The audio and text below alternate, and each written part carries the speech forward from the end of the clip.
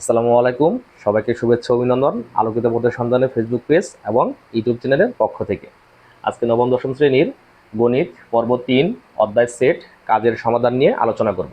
তো স্টেপ 1, আগের পর্বে আমরা সেটের ধারণা এবং কিভাবে সেট প্রকাশ করতে হয় সেটের প্রকারভেদ নিয়ে আলোচনা করছি। তো দেখো এখানে সমাধান ক, এখানে বলা আছে যে সি একটি সেট, সি সেটের উপাদানগুলো হচ্ছে -9, -6, -3, 3, 6, 9 হলে সেট গঠন পদ্ধতিতে প্রকাশ করো। কিভাবে আমরা সেট গঠন পদ্ধতিতে প্রকাশ করবো, এটা তালিকা পদ্ধতি দেওয়া আছে, আমাদের সেট গঠন পদ্ধতিতে প্রকাশ করতে হবে। তবে শিক্ষার্থীরা একটু লক্ষ্য রাখো যে এখানে সি সেটের যে উপাদানগুলো দেওয়া আছে সেই উপাদানগুলো হচ্ছে প্রত্যেকটি সংখ্যায় এমন একটি সাধারণ সংখ্যা আছে যা দিয়ে ভাগ করা যায়, সেই সংখ্যাটা হচ্ছে কত?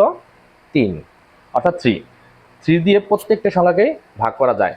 তার মানে কি 3 দ্বারা বিভাজ্য, অর্থাৎ 3-এর গুণিতক, এবং সংখ্যাগুলো হচ্ছে পূর্ণ সংখ্যা, যেহেতু ঋণাত্মকও আছে ধনাত্মকও আছে, অর্থাৎ যে এগুলো পূর্ণ সংখ্যা এবং 3 দ্বারা বিভাজ্য, অর্থাৎ 3-এর গুণিতক। তাহলে আমরা লিখব এখানে সি সেটের উপাদানগুলো হলো, এখানে সি সেটের উপাদানগুলো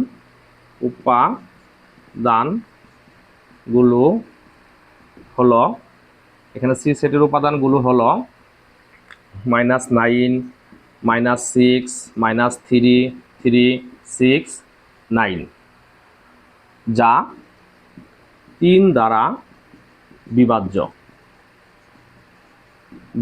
যা 3 দ্বারা বিভাজ্য, এবং -9 থেকে 9 পর্যন্ত পূর্ণ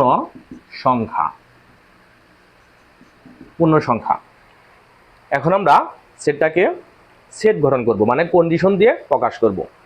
তাহলে অতএব নির্ণয় সেট আমরা লিখতে পারি, নির্ণয় সেট সি ইকুয়াল এক্স, যেন এক্স, 3 এর গুণিতক, 3 এর গুণিতক, এবং এক্স লেস দেন এবং -9 less than equal x less than equal 9। এটি আমাদের কন্ডিশন হয়ে গেল। অর্থাৎ সি সেটের যত উপাদানগুলো আছে সকল উপাদানগুলাই 3 দ্বারা ভাগ যায়, অর্থাৎ 3 এর গুণিতক, এবং সেই সংখ্যাগুলা -9 থেকে ছোট কিংবা সমান, এবং +9 থেকে ছোট, অর্থাৎ এখানে সি সেটের উপাদানগুলো হচ্ছে -9 থেকে বড় কিংবা সমান, এবং +9 থেকে ছোট কিংবা সমান। অ্যান্সার এখানেই অ্যান্সার হয়ে যাবে। এখন খ নম্বর প্রশ্নের সমাধানটা আমরা দেখব কিভাবে হয়। কাজের খ, দেখো এখানে বলা আছে বি একটি সেট, বি সেটের উপাদানগুলো, বি সেটটা হচ্ছে ওয়াই, যেন ওয়াই পূর্ণ সংখ্যা এবং Y cube less than equal 18 হলে তালিকা পদ্ধতিতে প্রকাশ করো। তার মানে এটা সেট গঠন পদ্ধতিতে দেওয়া আছে, আমাদেরকে তালিকা পদ্ধতিতে প্রকাশ করতে হবে। কন্ডিশন দেওয়া আছে, কন্ডিশন ফলো করে আমাদের মূল কন্ডিশন হচ্ছে এখানে পূর্ণ সংখ্যা, ওয়াই এর মানগুলো হবে পূর্ণ সংখ্যা, এবং তাকে ঘন করলে যাতে 18-র চেয়ে ছোট কিংবা সমান হয়। তাহলে পূর্ণ সংখ্যার সেট কোনগুলা, যে ধরি পূর্ণ সংখ্যার সেট জেড ইকুয়াল -3, -2, -1, 0, 1, 2, 3, এখানে ডট ডট ডট ডট আছে, মানে মাইনাস সংখ্যা আরো অনেক আছে, dot dot dot dot minus, এগুলো হচ্ছে পূর্ণ সংখ্যা। তাহলে একে ঘন করতে হবে, পূর্ণ সংখ্যাগুলোকে ঘন করতে হবে।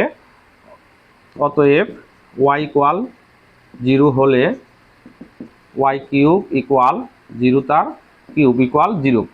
তো 0কে ঘন করলে 0 হয়, যা 18-র চেয়ে ছোট, এটা শর্ত মানে।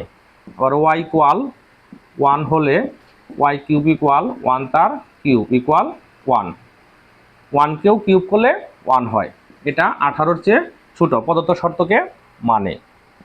ওয়াই ইকুয়াল 3 হলে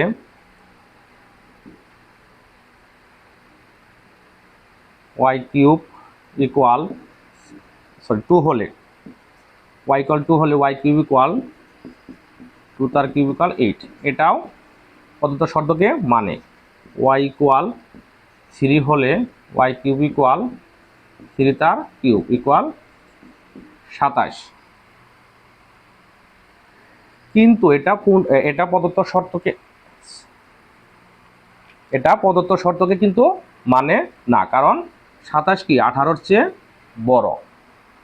এর পরে যত ধনাত্মক পূর্ণ সংখ্যা আছে যদি তাদের আমরা ঘন করি, প্রত্যেকটা ঘনের যে ফল সেটা 18-র চেয়ে কি হবে বড় হবে, যা প্রদত্ত শর্তকে মানবে না। এখন আমরা যদি ঋণাত্মক সংখ্যাগুলো বসাই, অর্থাৎ ওয়াই ইকুয়াল যদি -1 হয় তাহলে ওয়াই কিউব ইকুয়াল -1 তার কিউব ইকুয়াল -1, 18-র চেয়ে ছোট, এটা শর্তকে মানে। ওয়াই ইকুয়াল -2 হয় তাহলে ওয়াই কিউব ইকুয়াল -2 তার কিউব ইকুয়াল -8। তো একটা কথা মনে রাখবা যে ঋণাত্মক সকল সংখ্যার ঘনর যে ফল সেটা ঋণাত্মকই হবে সবসময়। এইভাবে ওয়াই ইকুয়াল -3 হলে ওয়াই কিউব ইকুয়াল -3 তার কিউব -27, 18-র চেয়ে যা 18-র চেয়ে ছোট। এভাবে যত ঋণাত্মক পূর্ণ সংখ্যা আছে সকল সংখ্যাগুলাই ঘন করলে 18-র চেয়ে ছোট হবে, ধনাত্মক সংখ্যা অর্থাৎ 18-র চেয়ে ছোট হবে। এভাবে ডট ডট ডট ডট আরো ইত্যাদি সংখ্যা আছে। তাহলে আমরা লিখতে পারি অতএব নির্ণয়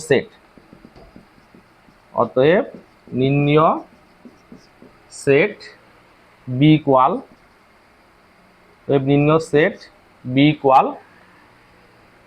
ডট ডট ডট ডট -3 -2 -1 0 1, আমরা কোন পর্যন্ত নিতে পারবো 0 1 2 পর্যন্ত নিতে পারবো। অ্যান্সার এখানে অ্যান্সার হবে।